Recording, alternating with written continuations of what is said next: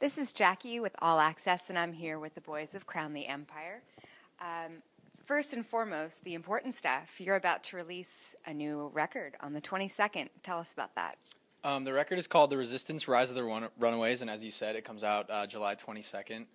This record is kind of a continuation of our last one as far as a concept album goes. The Fallout was loosely based on a love story and what you would say to your loved ones when the world ends. And this next record, we took it a step further and wrote a story that goes along with the album. And the songs on the album are like the soundtrack to the story that we wrote. Yeah, I mean... Wrapped it up. So you've got pre-orders, I'm sure, lots of bundles. What are some things that you're offering to fans? Tons of stuff. We have like a few different pre-order packages that you can get. What are all the prices of them? It's like 85 to like 20 something. There's belt buckles, shirts, posters, CDs, vinyls. Yeah, we try and include as much as we possibly can in that stuff. And there's like specific access to the website we have. There's certain ones for girls. Yeah, you can check that all out on thisistheresistance.com. Yeah, anything on thisistheresistance.com we post that's where we post everything first. Like it's not anywhere else. So. That's where to get the exclusive stuff. Yep. So why is it so important, at least for you guys, that fans either pre-order or buy in the first week? Well, first week sales are really important to a band, and so we hope that bands or kids will pre-order the record and buy the record in that first week, so we can get also like numbers. Behind the scenes stuff. It's kind of like a scale on where your band stands. So I mean, the more records you sell, the better you're doing, and because everybody downloads music today, it really means it like shows a lot about your band when you can sell a lot of records your first week and pre-orders. So we're really pushing it because of that. And I think you mentioned sort of it shows where your band is, but it also shows where you're going, right? As far as the next show, the next concert. Absolutely, yeah. I mean, it's we're just pushing the limits of every aspect of this band. Ever since day one, we're just taking it as far as we possibly can. So. And you mentioned that you're taking the concept of what happens when the world ends and moving that forward. Was there something either on your previous record or in the writing of this one that has influenced you more? Well, the last record was we all had girl trouble at the time. We kind of all talked about it, and that's kind of what we wanted to write the record about. All right. Well, there's a few of us, not everybody in the band. But this latest record, I think it's so dynamic, even as far as the themes go and the lyrics and the actual songs. We wrote some of the heaviest songs we've ever written on this album and some of the lightest. And we just took this record in the direction that we've been wanting to go. It's taken a while to get to this place, but we got to, put everyone's energy and everybody's emotions and dealing with just living for the last couple of years into this album, and it's super dynamic because we're all different people. It's 6 different guys dealing with different stuff. Yeah. Not only that, it's like we've also been extremely theatrical. We're all into movies and shit, so a lot of that shows in our new record, and we kind of touched on it a little bit in the Fallout and stuff, but that's a huge thing. The songs being the soundtrack to the story that we wrote. So. And what was the recording process like? Well, it was quite... He says with a sigh. Yeah, it was quite the process. We ended up going to Long Island, New York to record with Dan Corniff up there, and we were there for about 2 months recording the whole record. It went incredibly well. We were so lucky to work with somebody like Dan who's done Paramore, Breaking Benjamin, Pierce the Veil, et cetera, et cetera. And then we had this guy, Chris Crummett, mix the record. So you were able to work with a lot of really experienced, well-known... big name producers, it sounds like. Absolutely. I mean, it was, this record there was a couple things we didn't get to do on the last record that this time we made sure we were able to do. So in doing that, we got, the best product we could possibly have received from all those people. So. Yeah, another great thing is, in today's day and age, recording an album is way different than it used to be. And, everything's not as real, and you can do anything on a computer, really. So it was really cool to be able to do everything all natural. And, I feel like we'll probably be one of the last bands to be doing that. But so that was a really cool experience, at least for me growing up. I've always wondered what that's like to be in a big studio and record all this stuff. And we recorded all live guitars, drums, bass, everything is real. And then we had Dave Egger, the guy who did strings for Viva La Vida by Coldplay, and countless other artists. He came in and did live strings on the album. So we have a live, everything's real, and it's really cool. Yeah. Was that something that was important to you to do, or just because you had the means to, you were like, let's do It's it. honestly, like, because of the sound. I mean, it just sounds way better to do it that We're way. an epic theatrical band, and having strings and someone actually track them, that the feeling isn't there when they're fake. When somebody actually plays it, you can hear the emotion, in them. So it was great to have somebody to do that for this album. And you did mention that you are quite theatrical.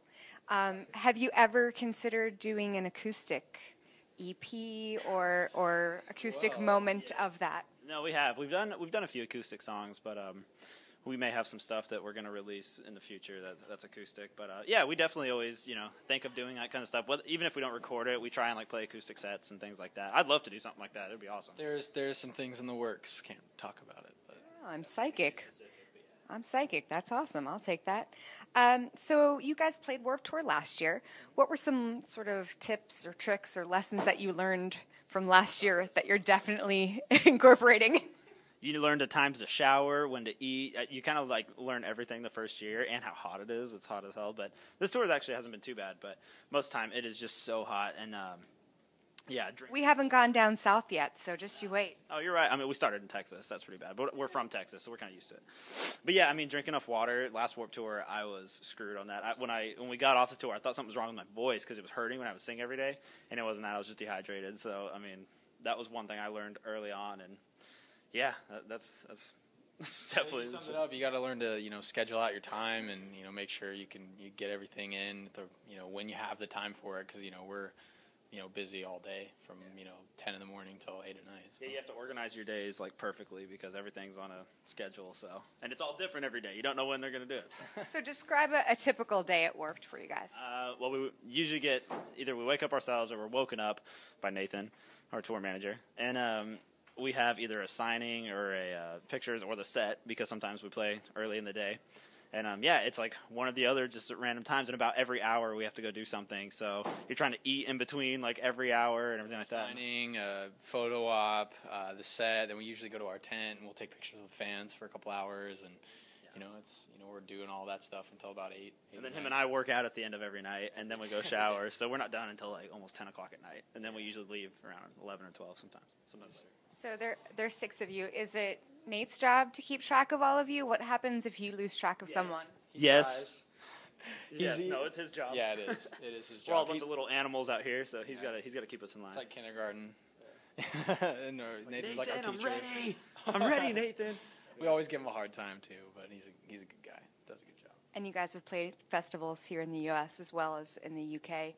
How do fans differ across the pond?